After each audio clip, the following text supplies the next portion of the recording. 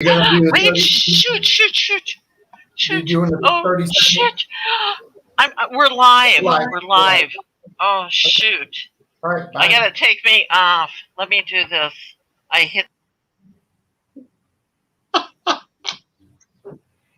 You're listening to WKDW Radio 97.5 and KDWRadio.com, broadcasting from the Bishop West Real Estate Mobile Tower. And if you caught the beginning, it was hilarious. You should catch it again and again and again and share it, because you'll see that we went live before we thought we were going to.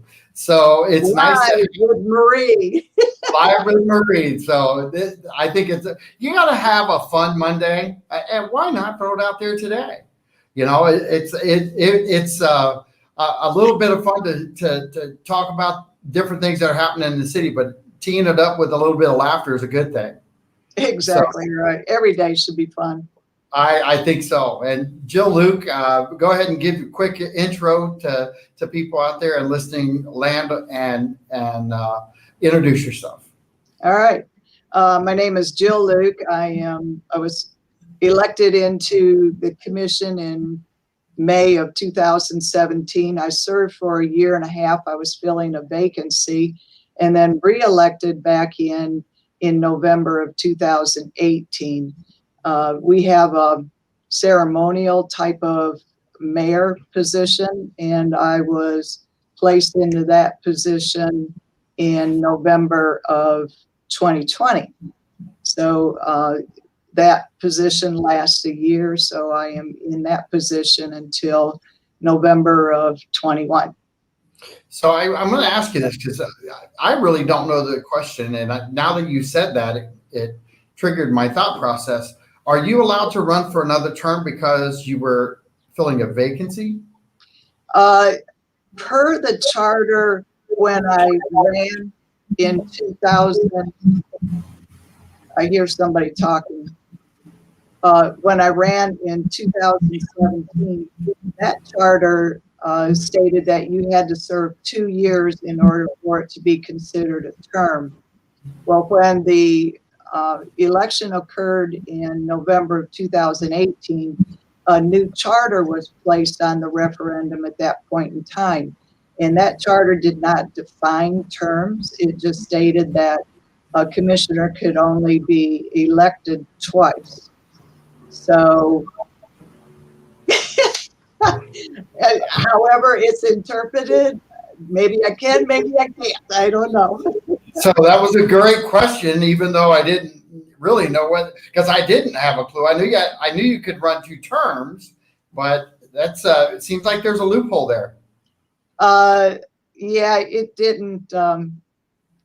Not everything that needed to be addressed in that charter, in my opinion, was addressed.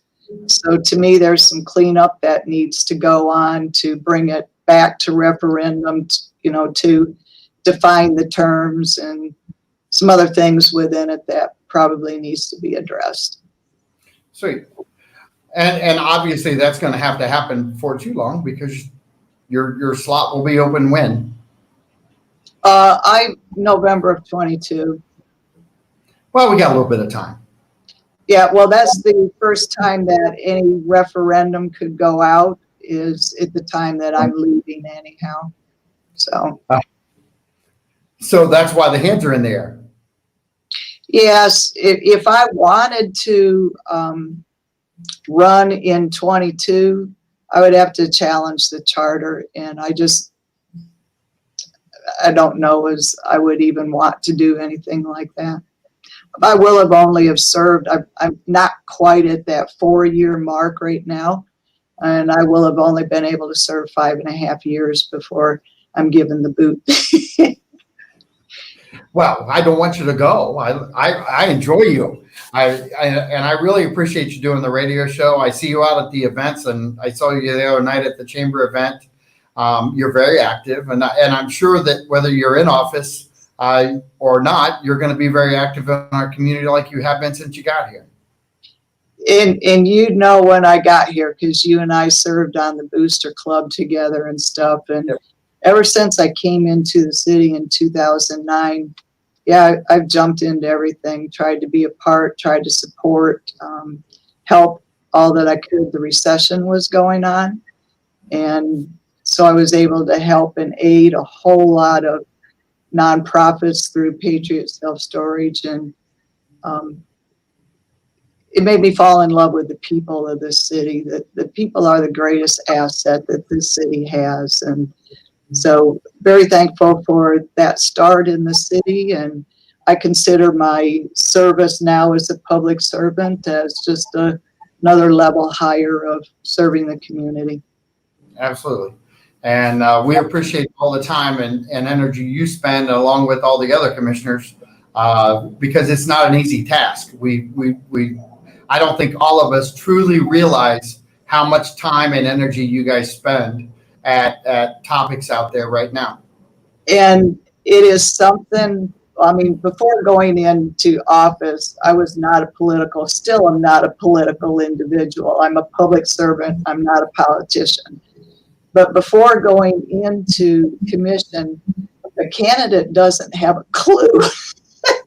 I mean, candidacy, running for office is horrible, but you don't know what you're getting yourself into. Your mouth, your chin is hitting the floor for an entire year. It is 2 years before you really feel comfortable about maneuvering within your position. After that 2-year mark, it's kind of the frosting going on the cake. You're learning more and more. By the time you hit the 4th year where I'm at, you feel that confidence, you understand those processes, you've been able to gather what the history brings forward. You've got your own little niches figured out, and it's kind of smooth sailing. So if you're reelected as a second term, that second term is a whole lot better because you're in tune with that beat of the city. But those first 4 years, it's rough. It is rough. And you know what? There's a huge learning curve when you're brand new, but you know you've gone into your second term.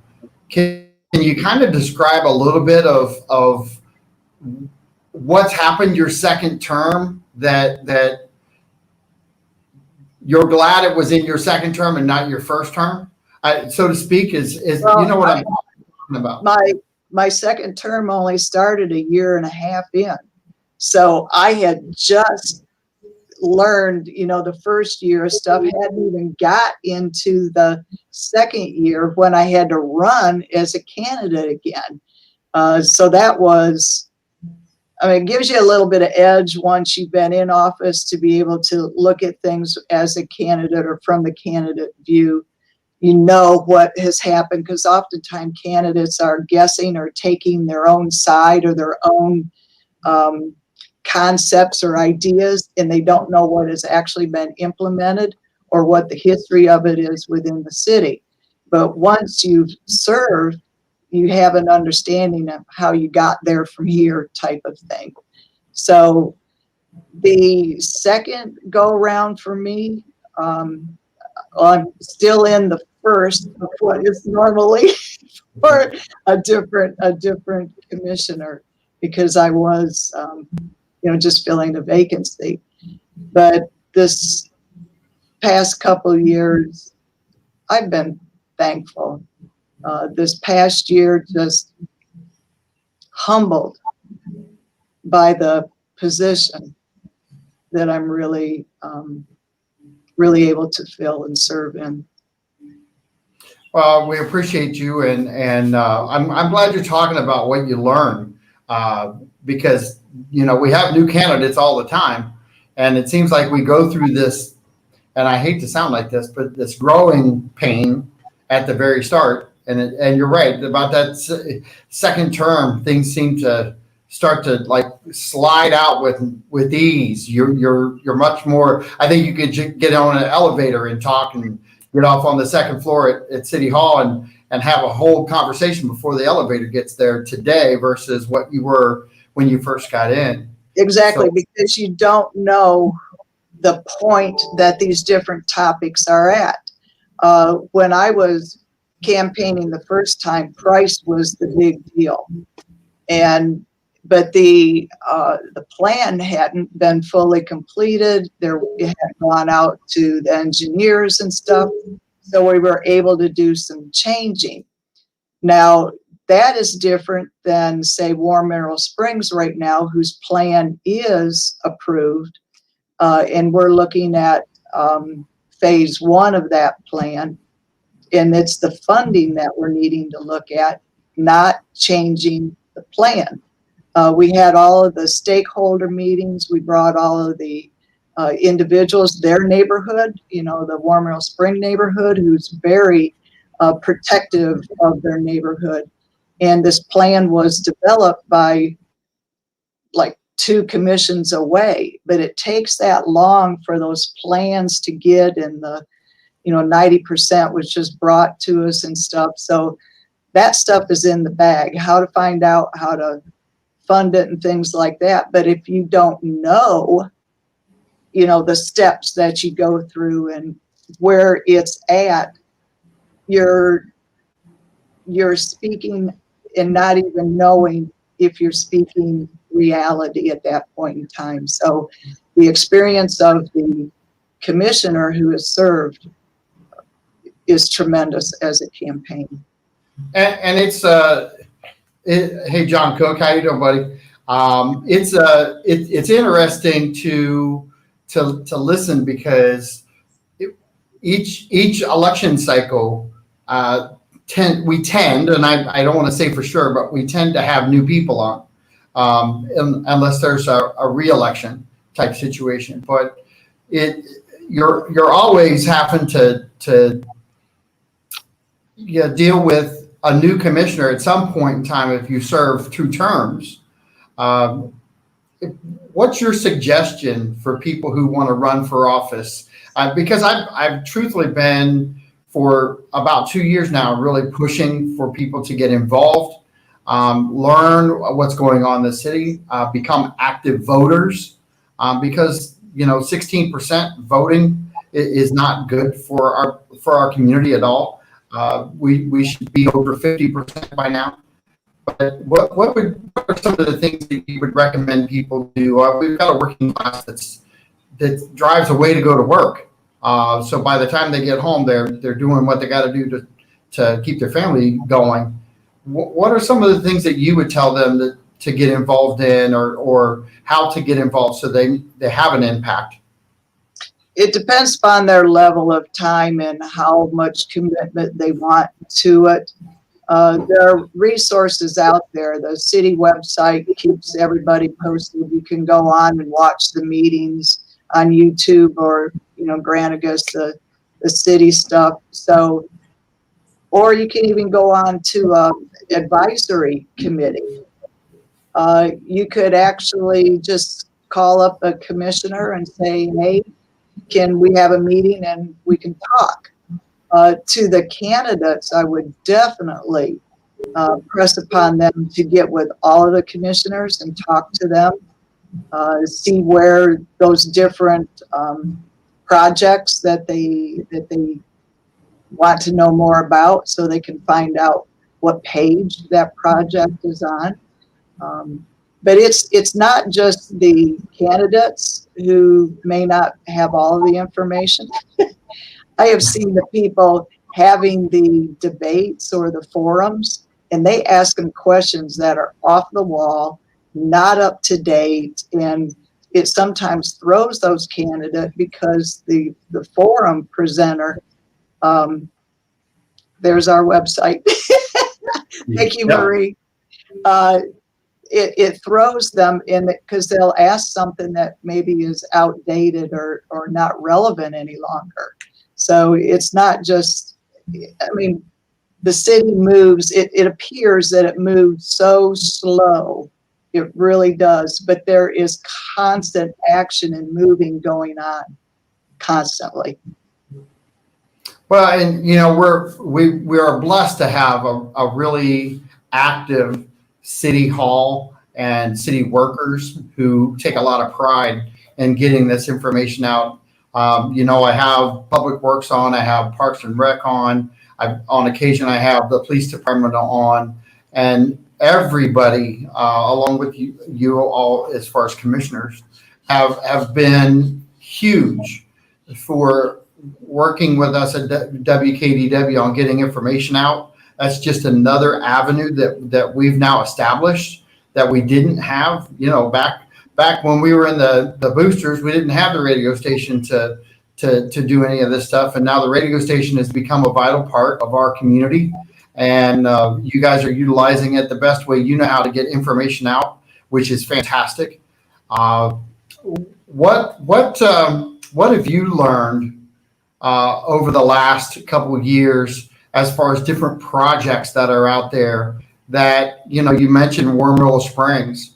What have you learned about Warm Willow Springs and Price Boulevard and things like that now, to what you could tell the people of projection of completion or things that are happening out there right now? Well, when I first came into office in 2017, the rest of the commission had been in there 6 months already. And there was a huge change from the previous commission to that commission. And they set some priorities and they set some projects that they wanted to accomplish. Warm Willow Springs was one, Price was one, and the Aquatic Center was another. Chickens being able to be in the yards and stuff, that was another one. So they wanted to be a commission of action. So they went out and went aggressively toward these projects. We know that the Aquatic Center went real fast. That is up and running. We haven't had a full year at that Aquatic Center yet, no. But the spring break, oh my goodness, the stats that's coming out of that is just incredible. So it's doing very well. Adding more programs to it makes it, it's never going to make money. It's a aquatic program. It's not going to. There's the only facility within parks that makes money is Warm Willow Springs, and that's the only one. All parks lose money, but the Aquatic Center is going to do well once we can get it a full year. Price Boulevard, we did some changing to what the plan looked like previously. The residents along that road were having a fit about the widening and how it was being widened and stuff. So we tweaked some things so that they weren't stuck coming out of their driveway to go right. They couldn't go left. They had to go right. Then they were going to have to make this U-turn at this bend or this place in the road, and it was going to be unsafe. So we put our thinking caps on and came up with a plan. They're working on all of those plans, but we had to, and they're pretty much complete, but we were going to have to acquire property because the road and drainage has to be enhanced along that road. So that's where we're at right now, is getting the properties in line so that we can go ahead. We also have to acquire the funding. And funding is something that you talk about all the time in government with every project, because staff is awesome. You were talking about them before. They just care about the community, and each commissioner does too. We all might be different. We all might look at things, with different colored glasses or that, but we all care about doing the best job possible for our citizens. And so this funding, we try to look at it in a conservative measure. So the funding sources, we kind of take our time with and look it over. Same way with Warm Willow Springs, though the plan has been put in place and approved. We have stated that we do not want the funding coming from ad valorem taxes. Warm Willow Springs pays for itself. The history of Warm Mineral Springs is incredible. It didn't even go into the park system until 2017.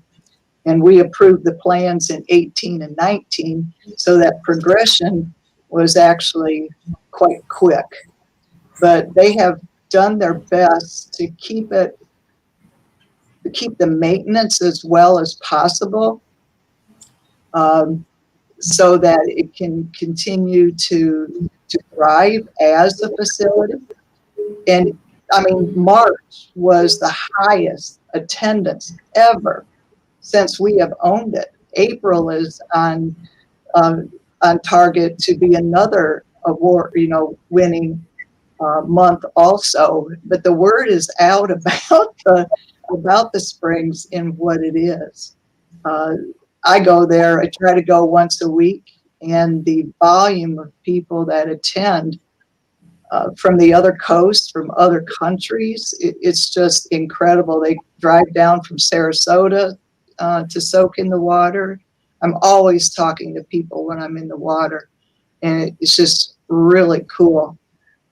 It is that is an economic driver. It really truly is, and this plan that we have will improve it so that we don't have to be embarrassed of what it looks like. We can, and it will be extending the services that are there, so it will make more money than it does.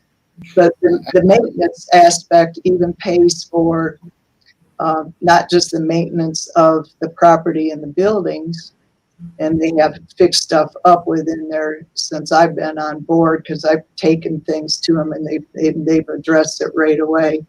But it pays for our salaries, it pays for the city manager. I mean, it's all proportioned. That overhead even comes out of that facility, and it still makes money. Go ahead and pop that question back up, Marie. Do they survey the visitors to Warm Mineral Springs on where they're from and what their experience was? Did they do any of that right now? I do not know. That is an excellent question. I'm going to ask about that one. So I don't know if they put down all of them, because we have them from all over the world come in. But they can break down definitely who's from Northport, Sarasota County, and then out of the county. They do break that down. I'm going to ask you this way, because we have, I don't think we have 1% of our population here in Northport that goes to Warm Mineral Springs, and we have a huge percentage that don't even know Warm Mineral Springs is there. And I hate to sound like that, but it's truly the case with as many new people. And I'll preface that. New people, they're still trying to figure out how to do things when they get here. They're trying to find the beach. They're not really aware of Warm Mineral Springs at the level that I think the foreign population, because of different beliefs over in their countries. Warm Mineral Springs is like that's their beachfront. That's their getaway place to go soak and relax and enjoy themselves. It becomes their destination, and that's what happens. That comes from the East Coast. They come for the weekend. They come for the entire day. I mean, they come because it's a destination to go to. The person in Northport, where do they go? The beach, Disney. They find their destination to go to outside of the city. And that's what these other people are doing that are outside of the city. There's millions of people who look at nature and value nature and everything ecological, that the Springs is this huge draw to them. I love hearing the conversations go on. I'll be out in the middle floating around, and to hear somebody start talking about the history, because they look up the history, they look up what there is behind this spring that they've heard about. And many of them go to the various springs around the state, but they focus on what it said in the Google about it, and how deep is it? I mean, that always comes up, how deep is it? So they've done their research before they even come.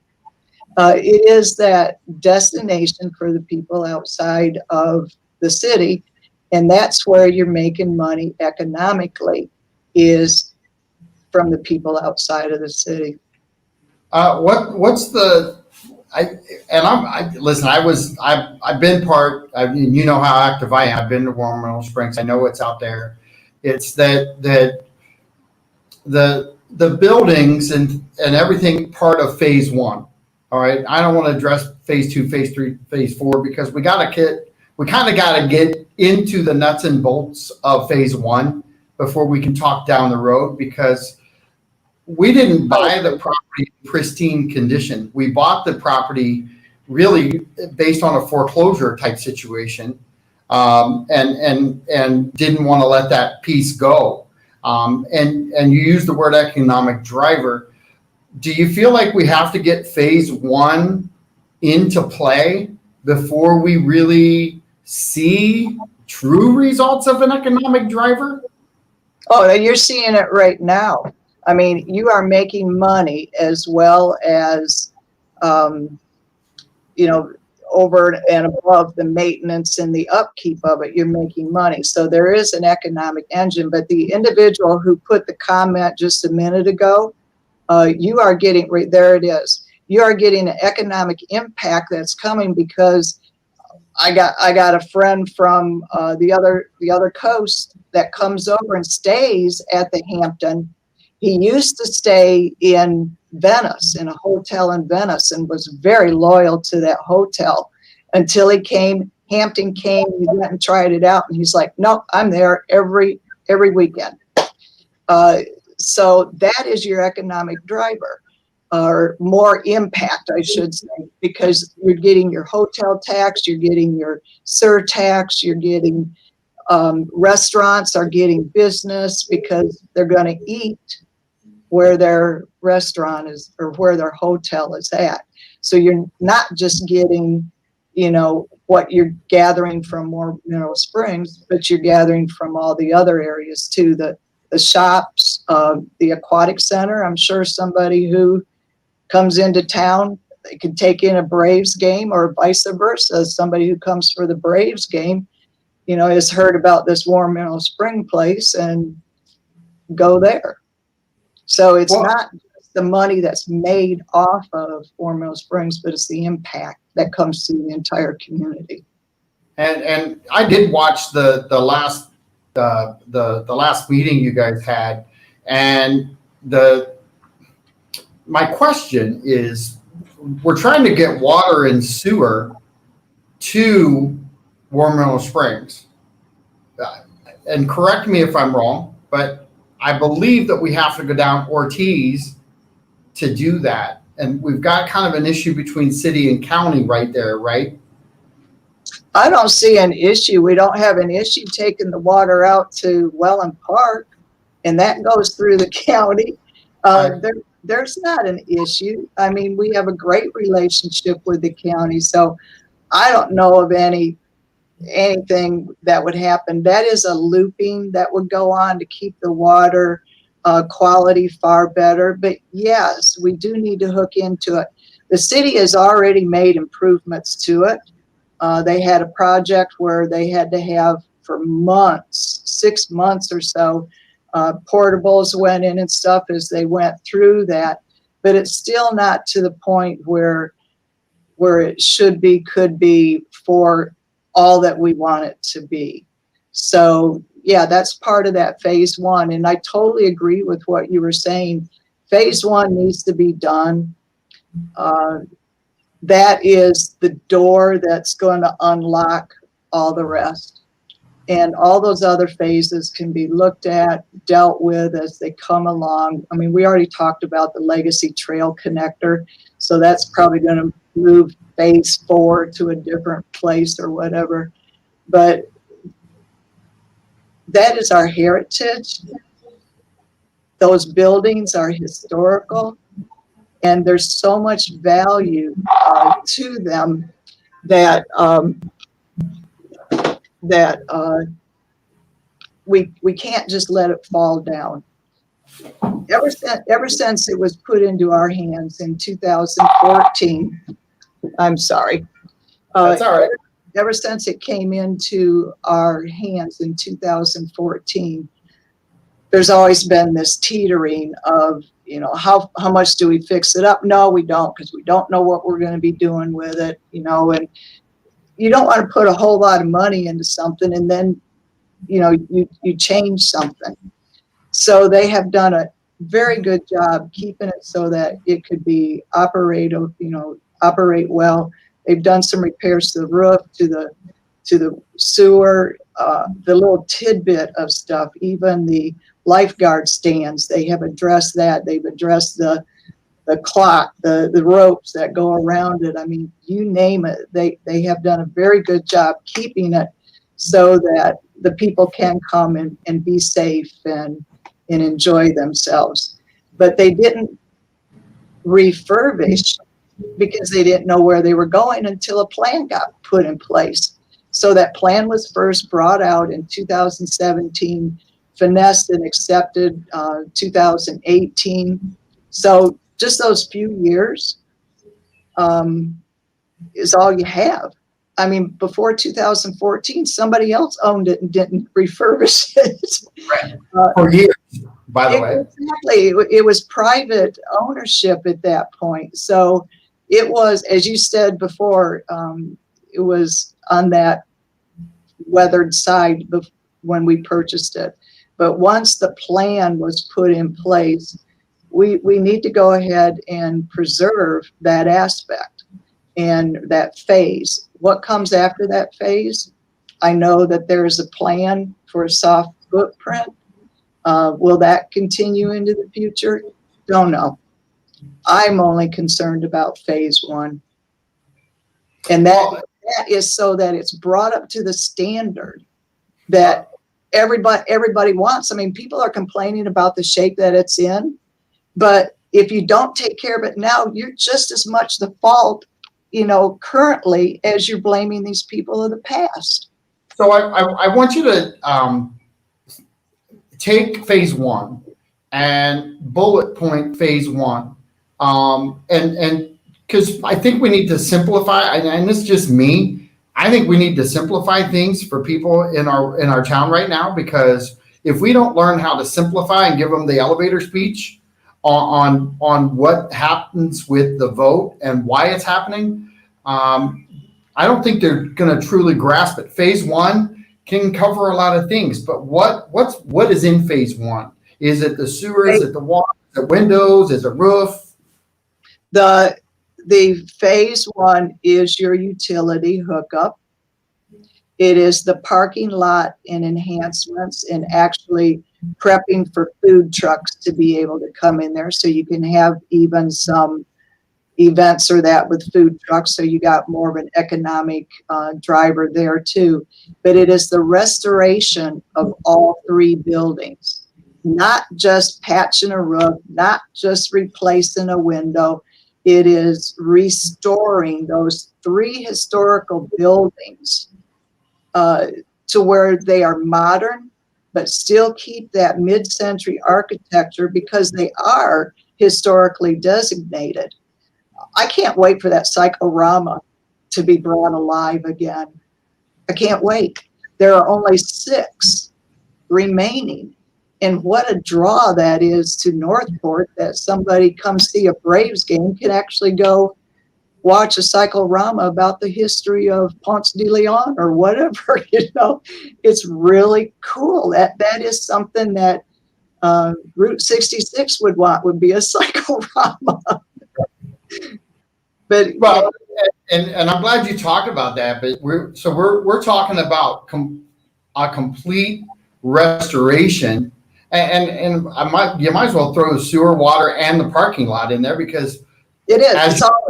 All of that is phase one. Right. And I tend to agree with you in the sense that if you keep patching, we're just going to have more deterioration. And it's really hard to keep up with patchwork when I don't even know how old the roofs are at that location, but I'll promise you they're older than most people have on their house. And they're not healthy. I am slightly older than the roofs, but they're 22 years old. I mean, it was built 1959, getting ready for that 400th anniversary of Florida. And it's been covered over with the tar or, whatever to get it patched. This new renovation will keep that same structure to it, but will make it a new roof. Basically, it's going to be going down to the studs and being built back. So I'm going to ask you this because I'm positive after watching the meeting that you're getting bombarded from multiple angles, and you're one of 5. So everyone's getting bombarded from all angles on this topic. Is there a way to take phase 1 and kind of break phase 1 down and not pay for phase 1 all at one time? Is that possible to do that so that people actually see? I think dragging it out is going to cost you more money. And how do you restore a building so that it doesn't fall down around your ankles and not put in the infrastructure to it?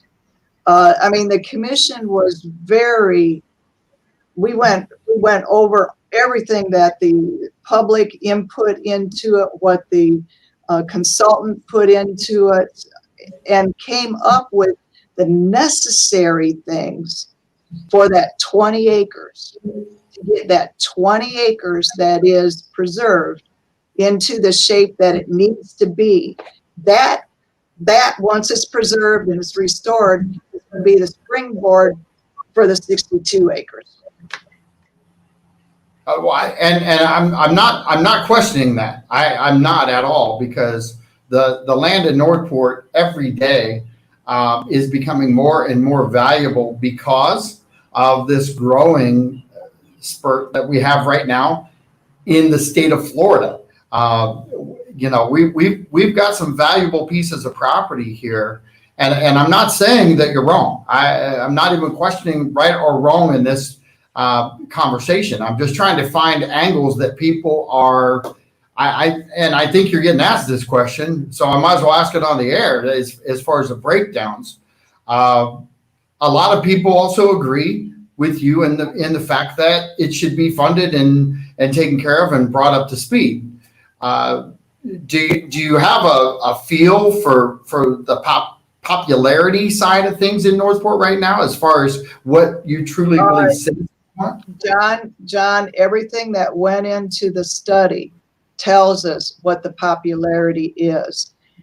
In our citywide survey, it was in the 90 percentile, I believe, of the people who wanted nature preservation, things that are ecological. Though that was the number 1, 2, and 3 spots of what people cared about. So I don't really think since 3 years ago that anything has changed the people's minds. I don't. As far as the money, we have said we don't want it to be ad valorem taxes. The city brought forward in the last meeting, because it sits under Parks and Rec, and it was put under Parks and Rec in 2017. There was some division and changes of the departments and stuff, and it fell under Parks and Rec at that point. So Parks and Rec brought forward using money that they have got in funds, just sitting there waiting for a project.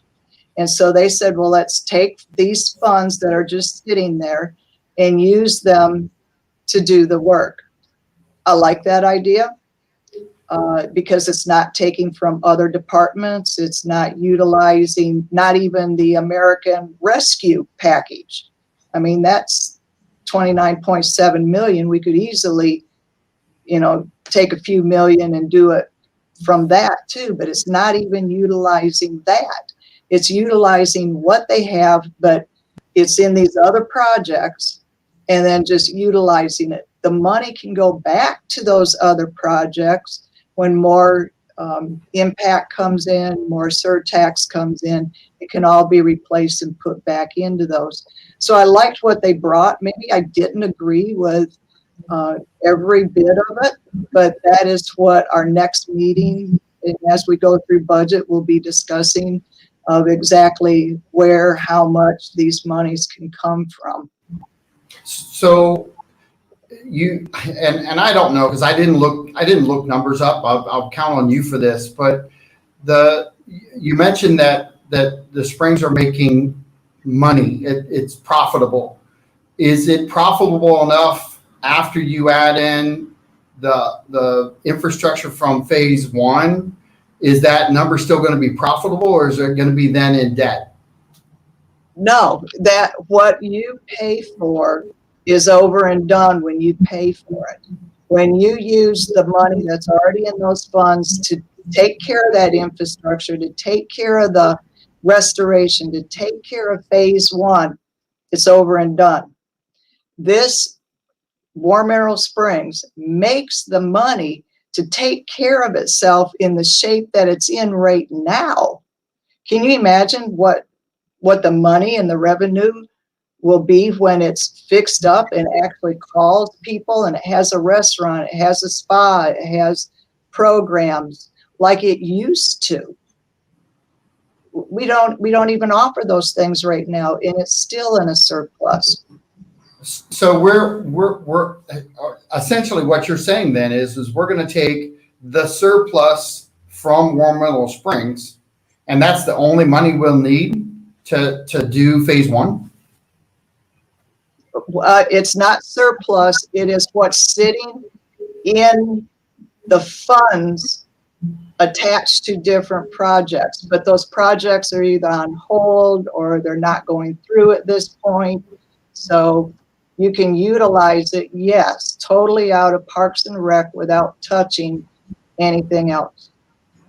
So it's part of Parks and Rec's budget. It's not the profit from the springs.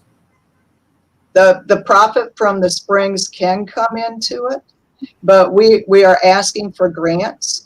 Fiona McFarland, a brand new freshman representative, she has filed trying to get us, help to get the money. So we need some money left in that fund for the monies that it makes, so because it's a matching grant. So it would pay back, but we can't use everything that's in that $2 million. We got to leave some of it there. But I mean, your household, you have different projects or things that's going on, and you're building, up the funds in order to purchase a new TV or purchase a car or whatever. But then you have this golden opportunity to buy something or get something or fix your house up in some other manner. So you pull out of those funds that you had been saving for and use it for this one, and then you're able to put the monies back. All right. So so explain how we put it back so that everybody out there, because I'm trying to keep up with you now. So one is park impact fees. So as new construction and development goes on, they pay into the impact fee fund. Okay. Surtax is the penny tax. It is phenomenal. That is almost like free money to the city. I mean, it really truly is. And we get a lion's share because it's prorated or proportioned, I should say, for the population. So the surtax is divided into the different departments within the city also. So you get funding coming from there too. So we're basically taking from other projects that aren't actively moving forward and sliding that over into phase one of War Mineral Springs. Correct. And If they is that think of it as a priority list, and they had these other things that they were wanting to do on this priority list, but then bam, here comes this other one that should be priority number one. So they're pulling from those other priorities to make sure that priority one is taken care of, and then the others will be funded after that priority is addressed. well? And I get that. You're really just utilizing the funding that's already been projected. So you're not adding more tax in, just shifting funds around for the priority of getting this done, phase one. Correct. And it's not that it's even projected. It's sitting in the bank. It's already there. So you don't need to project to the future for that project. You would then have to have, we usually have 5-year plans, and you can put money aside in those projects for 5 years, and then in the 5th year you do your project. So it would just be taking from that. If it's in year 2 of the project, you're taking it, but then you go back into either continuing with that 5-year or make it a 7-year. See, and I asked this the other day, and I'm trying to figure out and correct me if I'm wrong, because I don't have the experience on the dais that you do. So I don't know the ins and outs of the budget side of things. But if Warm Meadow Springs is a heavy priority, what is Price Boulevard? Because Price Boulevard affects the whole city. Isn't that project more important than Warm Meadow Springs at some point? All right. And I don't know if the funding is the same. You have to correct me if I'm wrong. You have to go back in time. In that commission, 2017, they had several items that were priorities. Now, fixing up Price Boulevard is going to serve the community. You're going to expend that money out, and it's going to be a road. If you fix Warm Mineral Springs up, you're going to be having economic impact, development, and putting money in the bank. So do both of them need to be done? Oh yeah, they definitely do. Now, Price Boulevard, maybe that American Rescue should be spent toward it, or some of it. But Warm Mineral Springs as a priority, when you've already got the money in the bank for projects that you're not even going to be doing for 5 years, why wouldn't you use it and get that priority done, and then tackle the priority of Price Boulevard with some other type of funding? To me, yeah, both, because the funding comes from different places within the city. And I'm glad you went there, because I don't know that the average day Joe worker out there, I'm sitting on this side asking you the questions, and I truly don't understand the what's out there and available for us. You talked about the funding coming from the government. I don't think 50% of our community understands that there's funding coming for projects in our city from the government from the pandemic. I just don't think everybody's out there on the same page.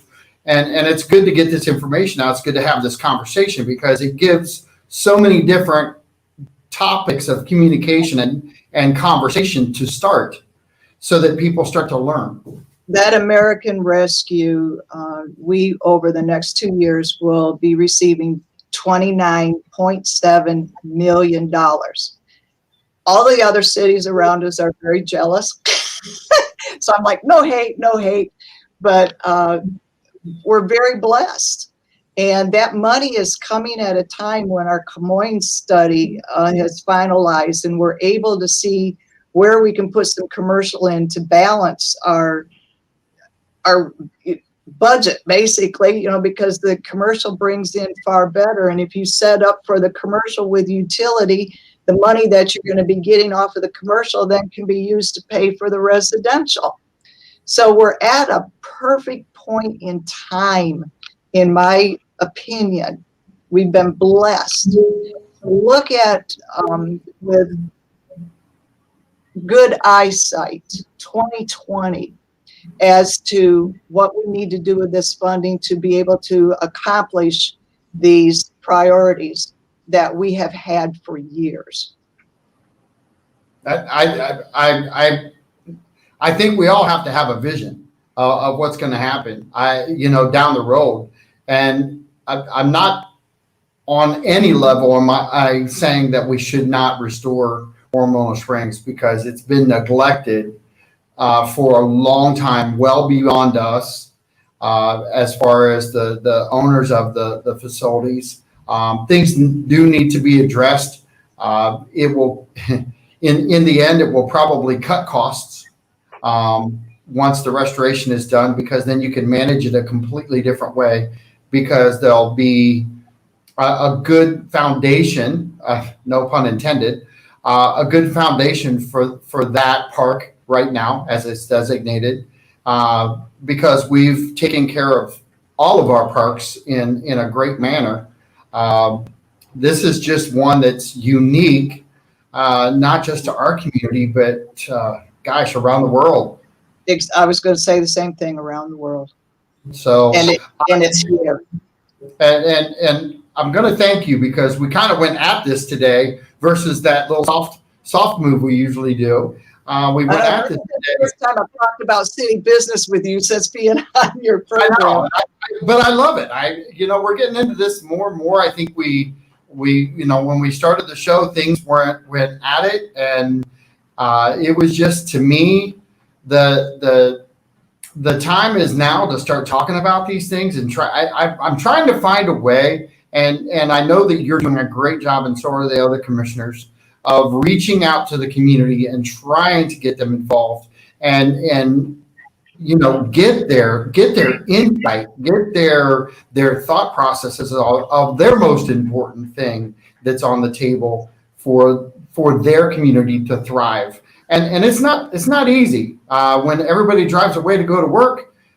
You're catching people at different events, and unless you are the commissioners who are out there pounding the pavement, doing their thing, and we've got some great past commissioners that did the same thing. It's a tough gig. I give you guys a lot of credit. Well, there are past commissioners that have been on this chat and stuff who were in with those priority setting times. And I think we have gotten to a point where two of those priorities that were put on in the past can be tackled. I really do. And again, one takes care of part of the population that drives down a road. The other one takes care of bringing economic impact to our city. So though everybody in the city may not go to Hormonal Springs, it's feeding a hotel, it's feeding the restaurants, it's feeding the Braves Stadium. I mean, there's an overflow that you have to look at the impact that Hormonal Springs brings. And we have, oh goodness, for a long time, we have said that we don't want to get into heavy marketing of Hormonal Springs because it looks ugly. Absolutely. Well, now's our time to fix it up and then say, come on down. Yep. Well, and the beauty is, I think you just gave us our top two things that we need to kind of focus on. Thank you. I appreciate your time. It's a pleasure to always talk with you, Jill. Look forward to the next time you come through the Commissioners Monday on WKDW 97.5 Real Talk. Everybody out there who chimed in, who listened, thank you so much. Share this video. The more it gets shared, the more this information can get out, and we can make an impact on change within the city. If you like what you heard, give some feedback. I'm all about getting feedback too, and so is Jill. So give us some insight on what you think, and you guys have a great rest of your Monday. And I'm going to sign off and say thank you again, Jill. I appreciate your time. Thank you, John. Thank you, Murray. This is WKDW 97.5 signing off. Have a great day.